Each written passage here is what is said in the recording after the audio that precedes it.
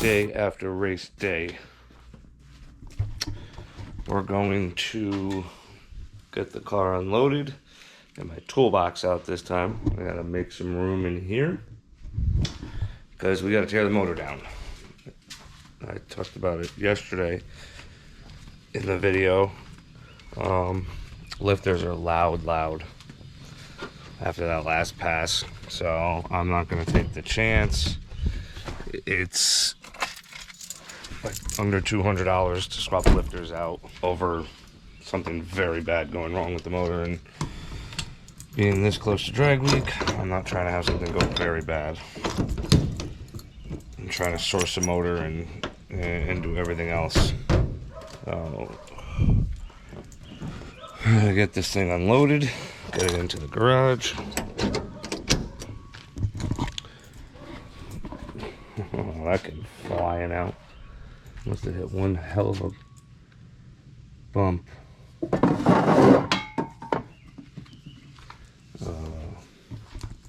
Yeah. No, she is very loud. No. We're gonna get it unloaded into the garage, up on jack stands. I'm gonna get the oil out of it and pray there's no metal in the oil. We're dropping a little bit of oil pressure on the top end. It was coming up to like, leaving it like 50 pounds, coming up to like 70 at like 60 something, 100 RPM, 6,200.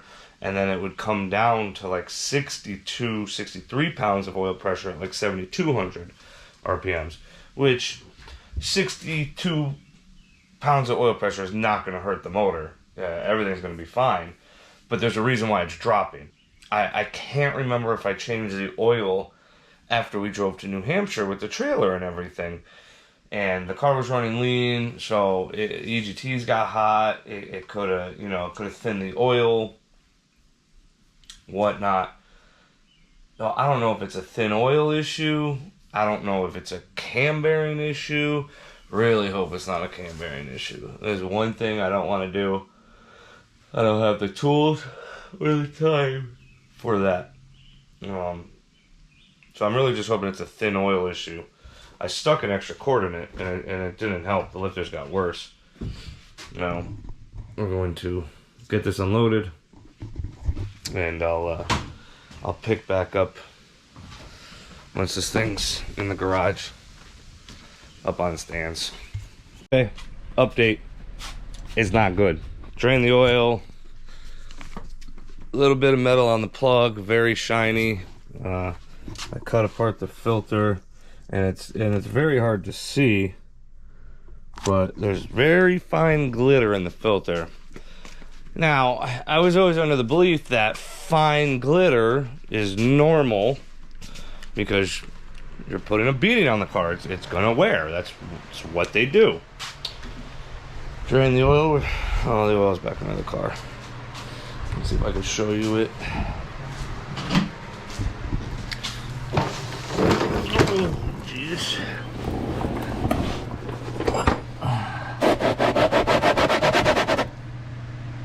Alright, that don't look good though. No.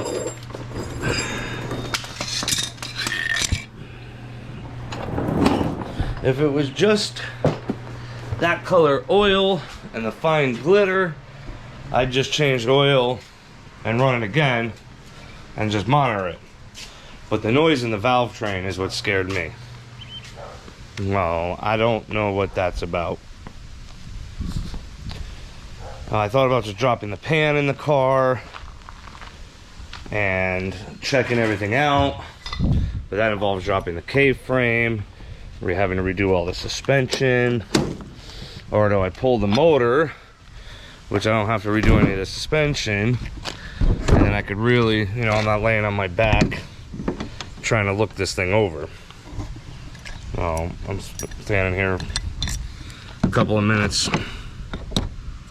debating on what I want to do. I don't want to do any of it, perfectly honest.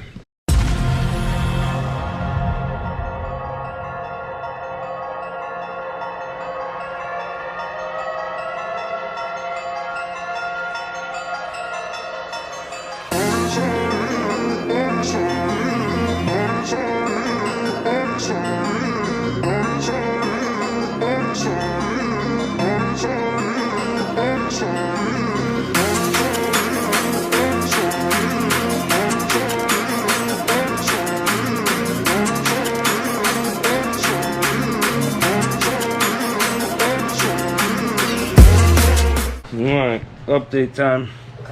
Started tearing it apart. Found some issues. I got some pretty good wear going on in the trunnion. You can see that lip right there. But I dropped the suspension, dropped the pan, pulled the thrust out. And this is what I find.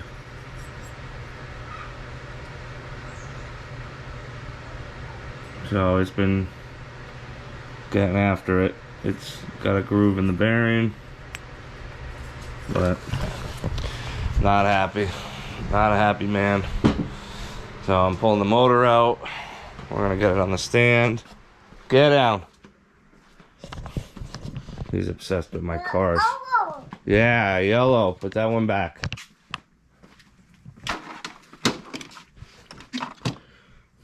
A gray orange, a green, a wheat song. Yeah.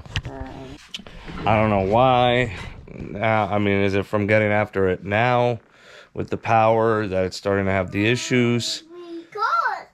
It's knocking the thrust out. And you know, 99% of the time it's from converter pressure, which it's supposed, that pump in that trans is supposed to be restricted. It's supposed to have anti-ballooning plates, anti-ballooning plates in the converter. Oh no, when it goes back together, I'm gonna have to put a pressure relief valve on the cooler circuit. It's apparently still got too much pressure. I don't monitor it. I'm going to monitor it and go from there. So now we're gonna get the rest of this torn down and get the motor out of the car and see how bad it actually is.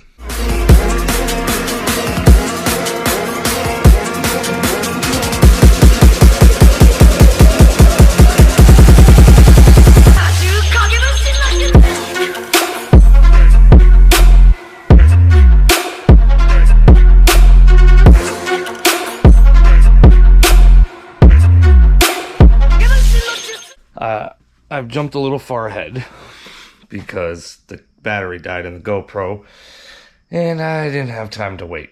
So let me see. Motor's completely out of the car. Everything's completely disassembled. I actually still have to pull the transmission because I got to do a couple things to that now. Yep. As you can see, it looks like a bomb went off in here. We are in much, much deeper than peekaboo I really wanted to go. That's racing. Can't do nothing about it. And what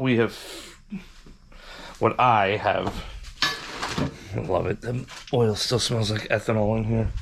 Can't wait to clean this floor and acid wash it. Anyway.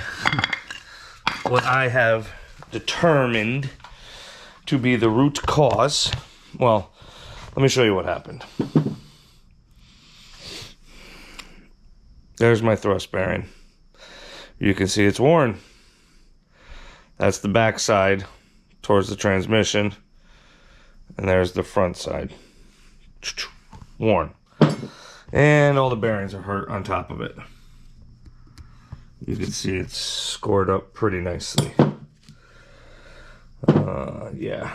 Well, what happened was when Richie put this motor together, not the motor, I bought the motor complete. When I put the transmission on the motor, there's an adapter that goes into the crank and onto the converter. when everybody says torque converter clearancing, I was thinking at the pads.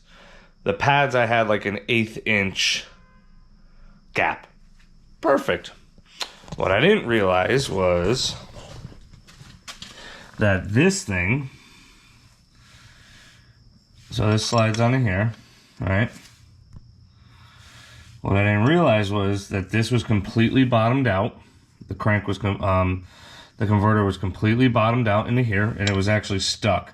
It took, you can see I can't even get the thing back on. It took me a couple of minutes with pry bars to get this thing off. And the other side was butting up against the crank. So this lip of the bigger part right here was sitting in the crank. You could tell by the rust mark. Was smacking the back of the crank. So every time I'd get on the brake, converter would push forward, and it was already up. It was too close to the crank, so it's bang, bang, bang, bang, bang, bang, bang, bang, bang, bang, and knocked the thrust out of it. Not completely knocked the thrust out of it. I caught it early. There's still plenty of life, but it did start to tear up the thrust. So this was 100% novice problems that I did when I put this together. Well, 4 years ago, whenever I did it, it was, there's no one to blame but me. I wrecked a perfectly good motor because I didn't know. So take this into account. If you're putting something like this together, you gotta check it. Also, you have to deal with converter pressure. You want it to be under 100 psi. I just bought a cheap dump kit, which will go in the cooler circuit, and it will, anything over 80 psi, the check valve will open and dump back in. When those parts come in, I will show you guys on the transmission installed and put up part numbers and stuff like that. Now, I had to tear it down completely because the crank had to come out, because the crank's got some scoring on it. And you can feel it. Metal went through the motor. It went through the motor. There's nothing I can do about it. So I went to the machine shop yesterday, Danbury Competition Engines, and I was like, can you just check this crank before I leave it? He's like, sure. He goes, this crank's no good. It needs to be cut. I'm like, ugh, I don't want to cut a crank because then you have to run oversized bearings. I don't want to run oversized bearings because I'd rather run standard stuff. It's easier to find. It's more local. Not more local, but it's just easier to find the stuff than trying to deal with, 10,000s off, 20,000s off, this, that, mismatch, hodgepodge. I didn't want it. I managed to jump on to Facebook Place a couple of nights before that, and some guy was selling a box stock 5.3 crank out of a Silverado, $50. I messaged him. I'm like, is it all good? He's like, yep, you can't touch nothing on it. I was like, I'll give you 30. He's like, bet. He dropped it off at the house. I brought it to the machine shop. Machine shop, yep, this one's good. The only downside is, so this is the problems I ran into. Everybody knows COVID, huge parts delays, huge backups everywhere. If I wanted to fix that crank, they have to send it out. They don't cut in-house. So it was 3 weeks, $250. If I brought them a new crank, the entire rotating assembly, balancer, and flywheel, they can polish the crank, clean it all up, and balance it in-house, and hopefully get it back to me by the end of the week for $375. That's what we went with. So that's at the machine shop now, getting balanced. I had some good people in my life help me out. Harry bought me a set of King XP standard LS rod and main bearings, because the rod bearings were hurt too. Those are on the way. He 2-day nighted them, so hopefully those are here tomorrow. Shay from Driven Speed Performance got me taken care of on a new set of lifters. I got Morel drop-ins, lifter trays, LS9 head gaskets, and the BTR piston installer tool, so you can just pop them in. I ordered all the dump valve stuff today. Now I'm at the point of, do I buy upgraded trunnions, which are $160, or just jump to the BTR shaft mount rocker system, which is like $290 for me shipped. So I think shaft mount's way overkill. So I think I'm just gonna go with that and rock out. But not this week. Parts are depleted. Money's depleted. I yanked the cam out. Cam all looks good. I wanted to check it because of the metal. All the bearings looked good. I am going to pull apart the oil pump and give this a check over before I stick this back on, since like I said, metal went through it. So I just want to give this a check as well. Pull that apart. I always get a new cam retainer plate. This one looks fine, but oh, look at that. That looks like wear. So yeah, it's kind of weird on the cam though. I wonder if that's normal. I don't know if that's normal. Let me see the back of the pulley here. I don't know. I'm gonna have to ask about that. Anyway, so that's the update. Hopefully, fingers crossed, everything gets here by the weekend and all covered in oil. Every time, I can't touch crap around here. And that gets back before the weekend, because if that happens, I will be able to assemble Transformers, assemble the short block. And if the lifters get here, I'll be able to bolt the heads back down, get the cam in it, get the timing back on it. The only thing I won't have is the lifters. And I got to get the transmission up. I've been meaning to put my mid plate on for a while. I haven't installed it. So now is going to be a perfect time. Team Z sent me this plate, God, 2 years ago now. But I just never got around to getting it in the car. I had it sitting on the shelf. Oh, don't forget subscribe, hit the notifications bell. Still got a turbo flange here. Oh, I gotta dig out all the pieces. Oh, no, that's torque box stuff. I still got those that I never got to install. But I have a Team Z mid plate, which is an 1/8 inch thick. Well, this has to get installed, and I'm hoping that 1/8 inch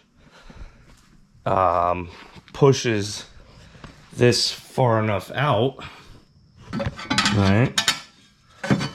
So I get that correct spacing. Are you following?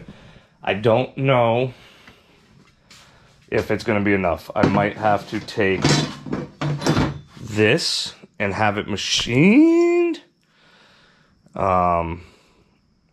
We'll see. You know, I might have to machine some of this off to match up, because I mean 1/8 inches 125, and I talked to Anthony at Accurate Trans, and he told me I want at least 0.200 clearance. I keep saying so. Since this video is not that long, I'm going to give it a couple of days. I'm getting another video up right now. You can see over there. I'm getting another video up right now for you, the track day. I'm going to hold out until all the parts in the machine shop hopefully finish up by Friday, and we'll pick up back there.